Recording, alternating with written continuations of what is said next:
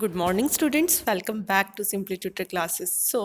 आज हम करेंगे अपना नया topic from first unit, that is research problem. तो चलिए बढ़ते हैं टॉपिक की साइड। रिसर्च प्रॉब्लम क्या होता है? जनरली कोई भी डिफ़िकल्टी जिसका एक रिसर्चर सॉल्यूशन ढूंढना चाहता है, that is called research problem. कोई भी प्रॉब्लम आ गई, उस प्रॉब्लम से रिलेटेड उसका सॉल्यूशन ढूंढना, दैट इज़ क्या हो गया? That is research problem. जैसे पहले क्या होता था, अगर मैं टेलीफोन की दुनिया में जाऊं तो पहले पेजर्स होते थे जिसके अंदर सिर्फ आपको मैसेज ब्लिंक होता था कि कहाँ से आ रहा है, आप बात नहीं कर सकते थे एग्जैक्टली। तो पेजर्स के बाद फिर हमारे लैंडलाइन फ़ोन्स आए। लैंडलाइन फ़ोन की क्या कमी थी? रिसर्च हुई तभी तो लैंडलाइन फ़ोन आया। लैंडलाइन फ़ोन की कमी थी कि लैंडलाइन फ़ोन हम लेकर अपने साथ नहीं जा सकते थे, जहाँ वो पड़ा हुआ है हम वहीं जाकर अटेंड कर सकते थे। फिर वायरलेस फ़ोन भी आ गए लैंडलाइन में ही, कि आप एक जगह से एक रूम से दूसरे रूम में उस वायरलेस फ़ोन को लेकर जा सकते हो।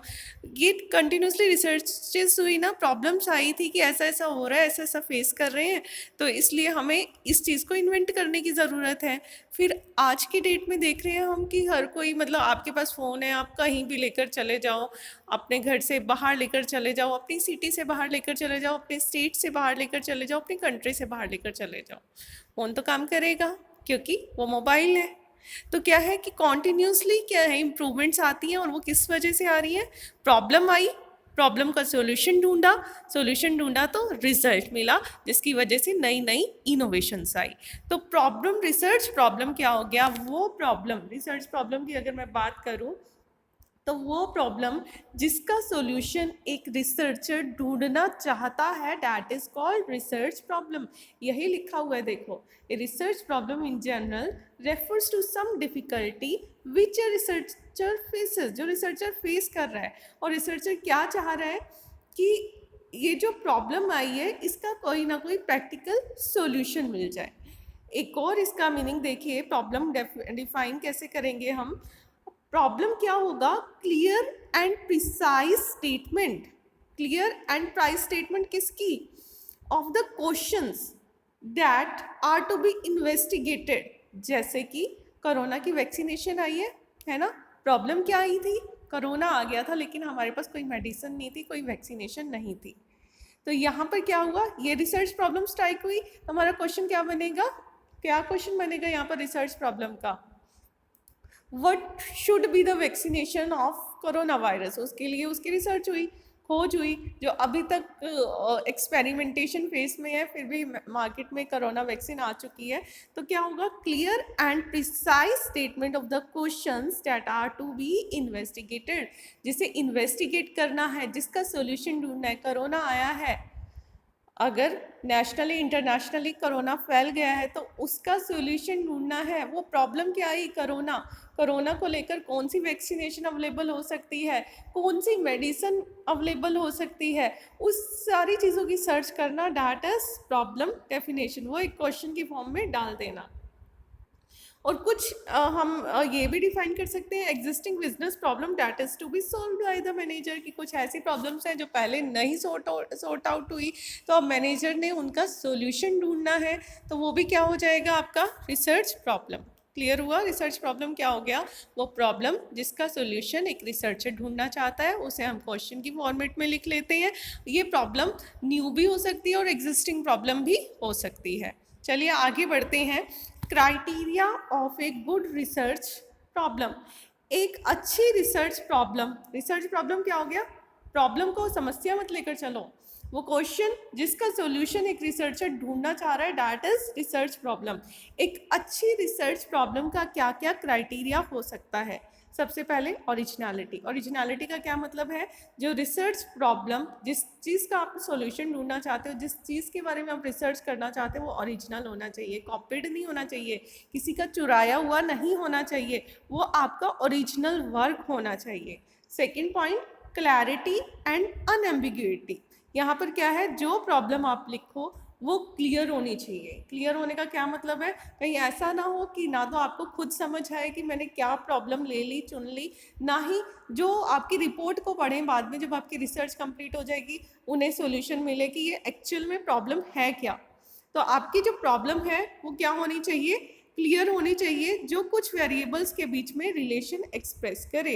जैसे कि एग्जांपल लेते हैं कि अगर हमने किसी की फैमिली कंडीशन और परफॉर्मेंस ऑफ स्टूडेंट्स के बीच का रिलेशन देख रहे हैं, तो यहाँ पर हमारे पास दो वेरिएबल हो गए, एक तो फैमिली कंडीशन, ठीक है, और दूसरा क्या हो गया, परफॉर्मेंस ऑफ द स्टूडेंट, कि एक स्टूडेंट की फैमिली कंडीशन का उसकी स्टडीज पर क्या इम्पैक्ट पड़ता है, ये जानना, ये हमारे लिए एक रिसर्च प्रॉब्लम है ना, कि अगर फैमिली कंडीशन गुड है तो उसकी परफॉर्मेंस कैसी होगी, फैमिली कंडीशन बैड है तो उसकी परफॉर्मेंस कैसी होगी। यहाँ पर दो, एक डिपेंडेंट वेरिएबल हो गया, एक इंडिपेंडेंट वेरिएबल हो गया फैमिली कंडीशन, डिपेंडेंट वेरिएबल हो गया स्टूडेंट की परफॉर्मेंस। क्लियर हुआ, दो वेरिएबल के बीच में रिलेशन क्लियरली शो हो रहा है, तो ये प्रॉब्लम क्लियर है।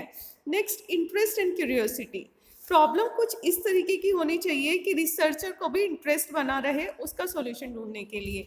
जैसे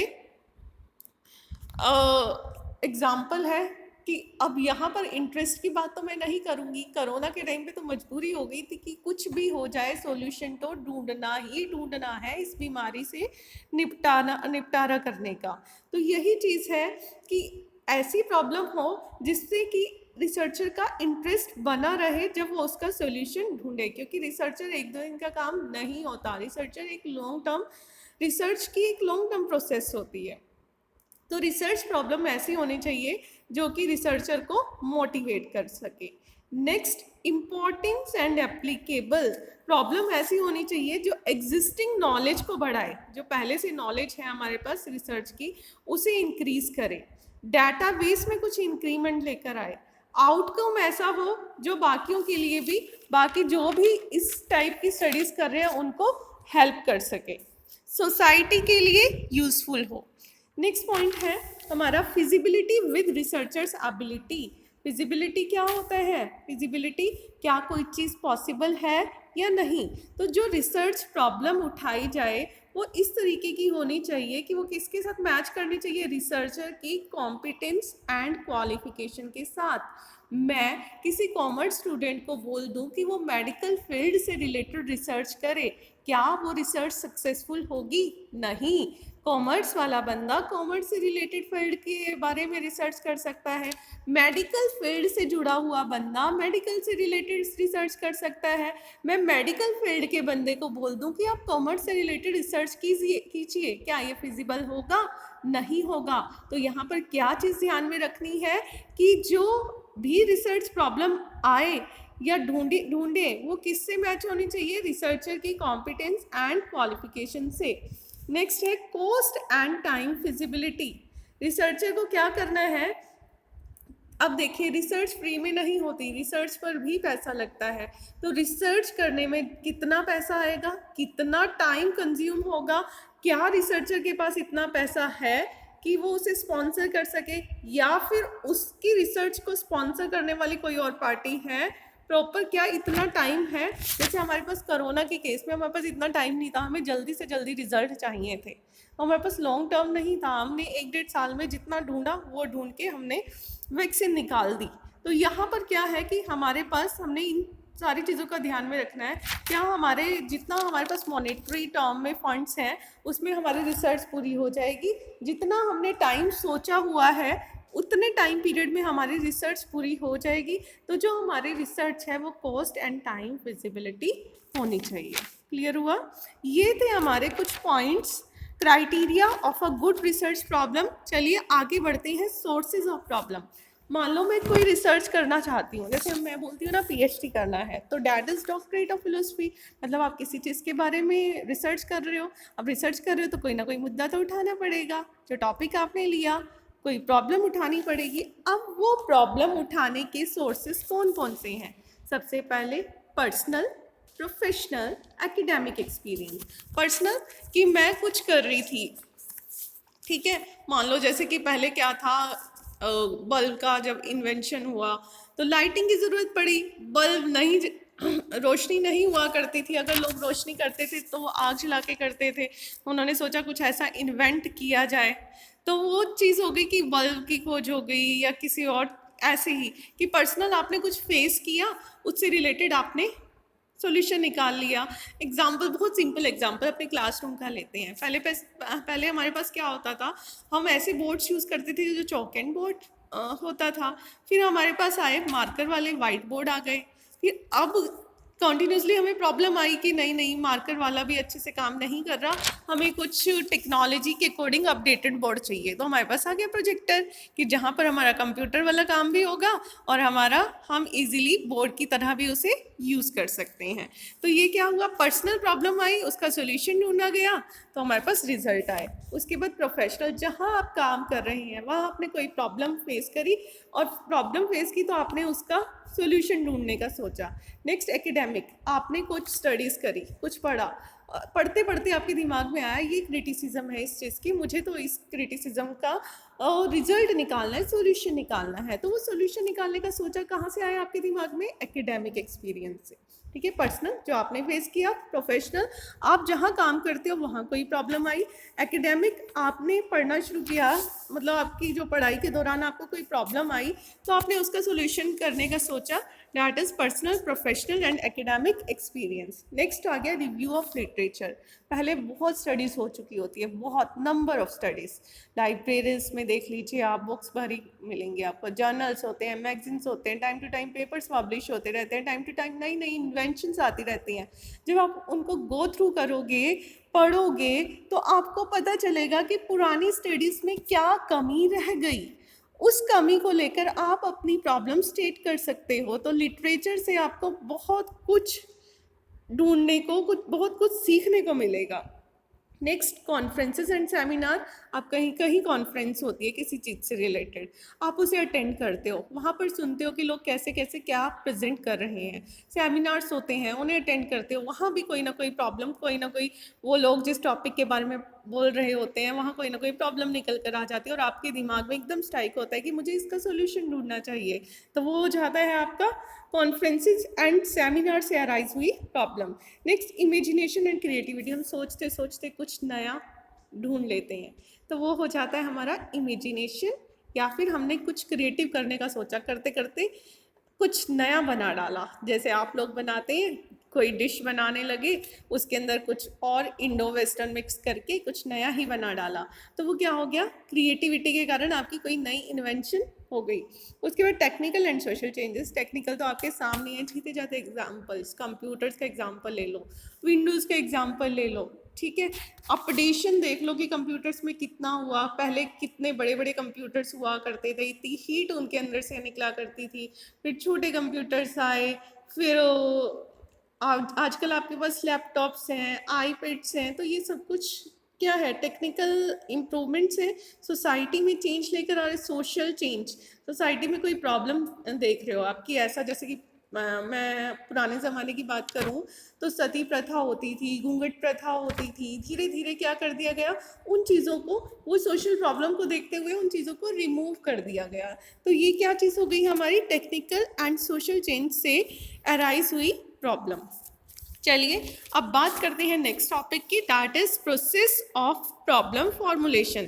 कि एक प्रॉब्लम जब हम फॉर्मुलेट करेंगे तो किस तरह की प्रोसेस को फॉलो करेंगे।